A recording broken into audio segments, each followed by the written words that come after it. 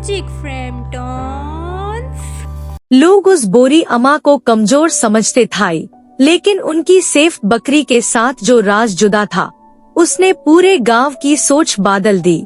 गांव के कोने में एक छोटी सी मिट्टी की झोपड़ी थी। वहाँ रहती थी एक बोरी अम्मा, अम्मा सकीना। वो सुन नहीं सकती थी और चल भी नहीं सकती थी, इसलिए हमेशा एक पुरानी सी व्हीलचेयर पर रहती थी।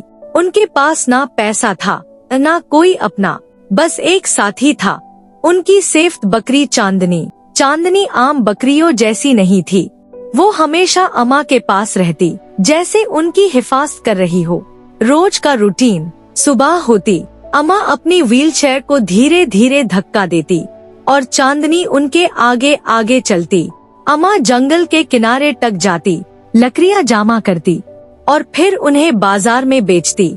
लोग अक्सर हंस कर कहते, ये अम्मा और उनकी बकरी क्या कमा लेंगे, लेकिन अम्मा कभी रुकती नहीं थी।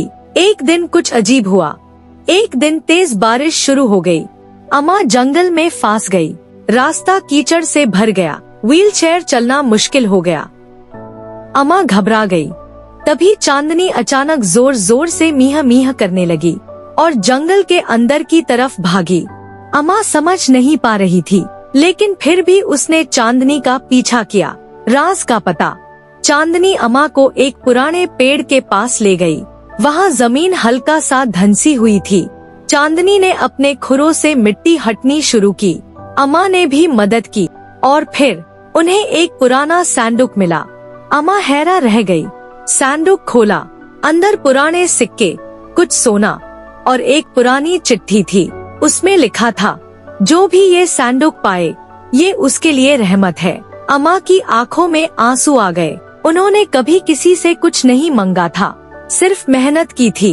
अम्मा ने सोचा कि अब उनकी जिंदगी बदल जाएगी, लेकिन उन्होंने एक अजीब फैसला लिया। वो सीधा गांव के पास गई और राज सैंडुक का आधा हिस्सा उन गरीब लोगों में बांट दिया, जो उनसे भी ज्यादा मजबूर थे। लोग हैरान रह गए। जिस अम्मा को वो कमजोर समझते थे, वो सबसे ज्यादा अमीर निकली। दिल से सबसे बड़ा राज। उस रात अम्मा ने चांदनी को गले लगाया। अचानक चांदनी ने उनकी तरफ देखा और धीरे से अपना सर अम्मा के कंधे पर रख दिया। अम्मा को ऐसा लगा जैसे कोई कह रहा हो, मैं हमेशा तुम्हारे साथ हूँ।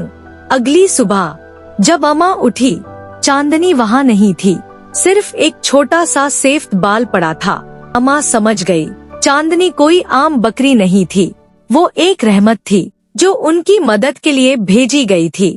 अम्मा ने आंसू पोंछे और मुस्कुरा कर कहा, शुक्रिया मेरे दोस्त। और उस दिन के बाद अम्मा की जिंदगी बदल गई, लेकिन उनकी मेहनत कभी नहीं बदली। कभी कभी मदद वहाँ से आती है जहाँ से हम सोच भी नहीं सकते। अगर वीडियो अच्छी लगी हो तो लाइक, शेयर, सब्सक्राइब करना मत भूलना।